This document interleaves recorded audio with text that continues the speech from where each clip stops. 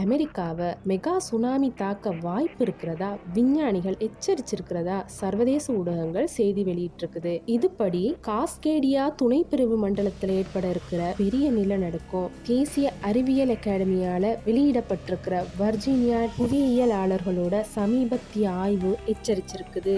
இந்த காஸ்கேடியா துணை பிரிவு மண்டலம் வடக்கு கலிபோர்னியாவில இருந்து பிரிட்டிஷ் கொலம்பியா வரை நீண்டு கொண்டிருக்கிற 60 மைல் பிளவுக்கோடு. அடுத்த 50 ஆண்டுகளுக்குள்ள இந்த பகுதியில் 8.0 அல்லது அதற்கு மேற்பட்ட அளவிலான நிலநடுக்கம் ஏற்படுறதுக்கான 15% வாய்ப்பு இருக்கதா இந்த ஆய்வு மதிப்பிடுது. இந்த நிலநடுக்கம் ஏற்பட்டா சில அடிகள்ல தோன்ற வழக்கமான சுனாமியா இல்லாம அடுத்த 15 நிமிஷத்துல 1000 அடி உயரத்துக்கு மெகா சுனாமி ஏற்படக்கூடும்னு எச்சரிக்கிறாங்க.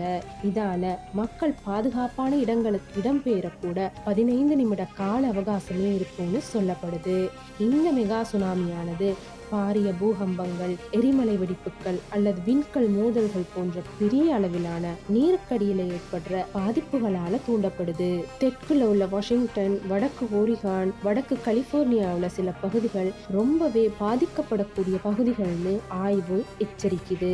அலாஸ்கா, ஹவாய், காஸ்கேடியா விளைக்கோட்டுல இருந்து வெகு தொலைவில் இருந்தாலும் இந்த பகுதிகளுக்கும் பெரிய அளவிலான பாதிப்பு ஏற்படக்கூடும்னு ஆய்வு முடிவு தெரிவிக்கிறதா சொல்லப்படுது.